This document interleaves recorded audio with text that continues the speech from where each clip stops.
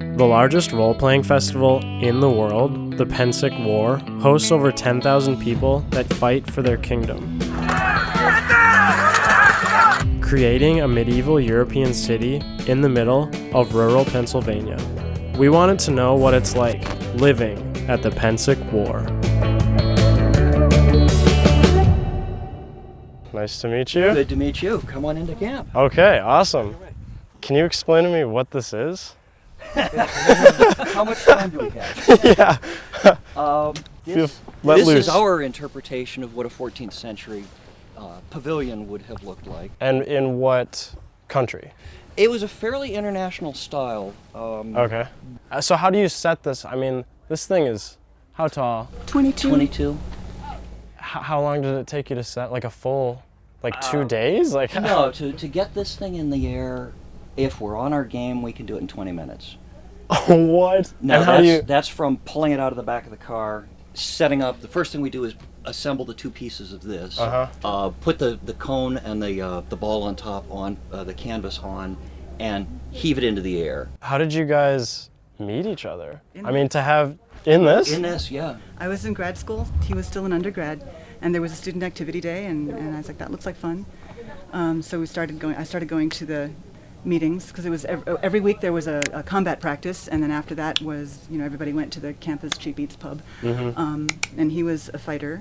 Yeah, I got into this to hit people in the head with sticks. He was 15 when he first came across mention of it in the Smithsonian magazine. And my phone rings one day, and he says, so, I don't know if you know me, my name is Stefan, are you going to this particular event, and if you are, can I fight for your honor? And, oh my gosh, and I'm like, yes. I could do that. Yeah. And that was 30 years 30 ago? Years, 30 plus years That's ago. That's true, yeah. And with those 30 years under their belt, they've built a very convincing and functional medieval house. My mind's already blown over just that. Do you have any other, hidden gems and nooks and crannies around here? Point to something.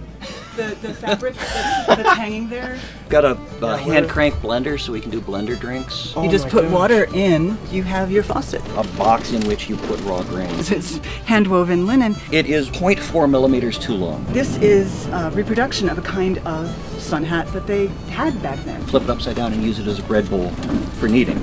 This is based on a piece that is it's Jean de Voltaire presenting a Bible to Charles V of France. Do you want some water? And we can document this particular knot that we use from manuscript illuminations from the 14th century. And the thing that we're nerding about is history, and it's really an opportunity to understand it at a gut level that you can't get just from reading a book. How do you arrange the camping here? So why are you camping here and not, mile over there? There are some spaces allocated for people who are camping on their own, singles.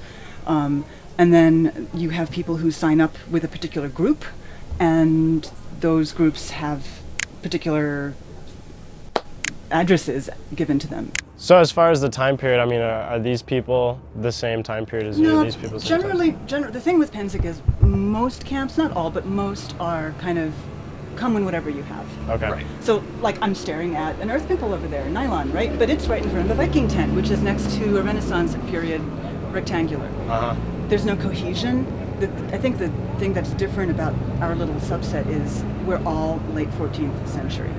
And that means that there's a more complete picture, and we have the camp set up to try to form that picture.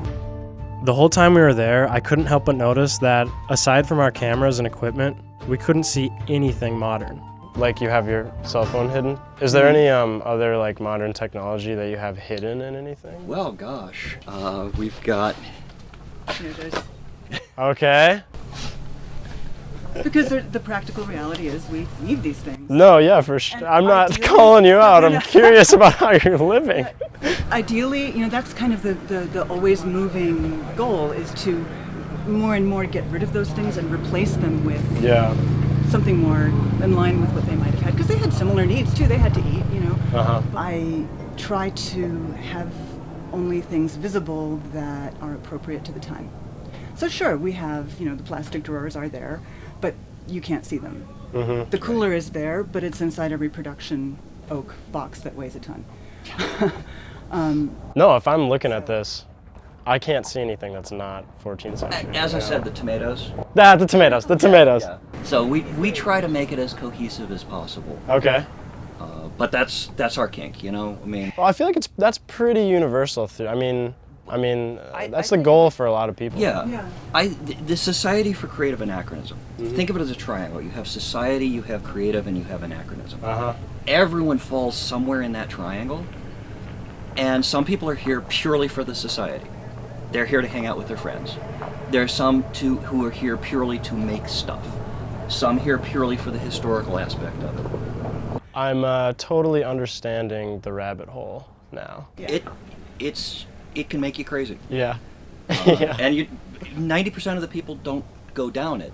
They skim over it, but once you find it, it's kind of fun. No, that's fun. Yeah. Absolutely. Keeps That's what gets us going. Yeah. I mean, everyone's in that triangle. Everyone moves around from year to year, from day to day. But I like to think we're here. We're dead center because we're here for all of the aspects. We love to make stuff. We love to research stuff. We love to hang out with our friends. We had a marvelous night last night, sitting around the campfire out here, drinking and telling stories, and we get that once a year. So that's why we're here. One aspect of exploring unique and obscure communities on Off the Cuff is that we found these places are shocking on the surface, but are really made up of normal, everyday people when you take a closer look. And this especially struck a chord at the Pennsic War with Stefan and Astrida. If you'd like to see more, follow us on Patreon and find the full episode in the description. Also, what we really want to know, where should we go next?